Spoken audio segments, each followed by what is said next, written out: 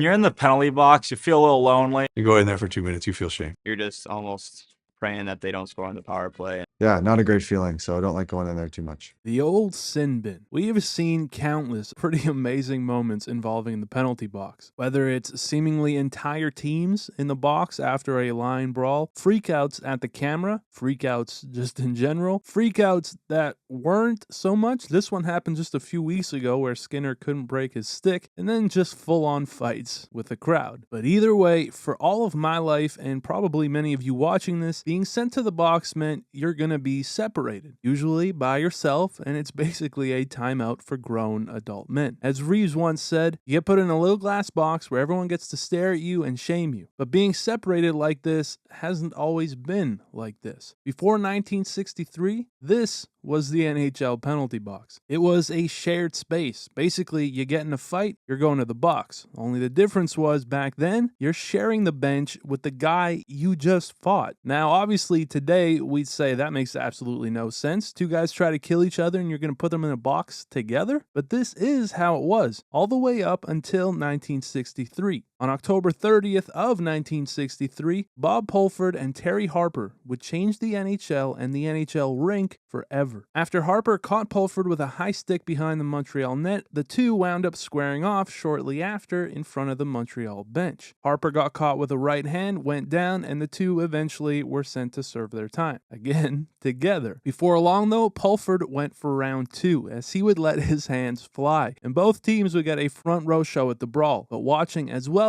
was Toronto president Stafford Smythe. Smythe decided what he had seen that night was enough for him to admit it was, quote, ridiculous to ask two guys who've been trying to knock each other's heads off to sit quietly side by side. As a result, it was just 10 days later that Maple Leaf Gardens showcased newly designed separated penalty boxes, and while the Montreal Forum followed with their own separated boxes just 2 nights later, it wasn't until 1965 that the NHL agreed it would be advantageous for all arenas to separate boxes. Merely a suggestion, not even a mandate. Sounds a lot like today's NHL if you ask me. Regardless, that was the night that changed NHL history and the NHL penalty box forever. I know a bit of a different one here today, but I came across this last night again and thought, why don't I make a video on this? I hope you guys enjoyed. Thank you all for watching. I appreciate it very much, and I will see you on the next one.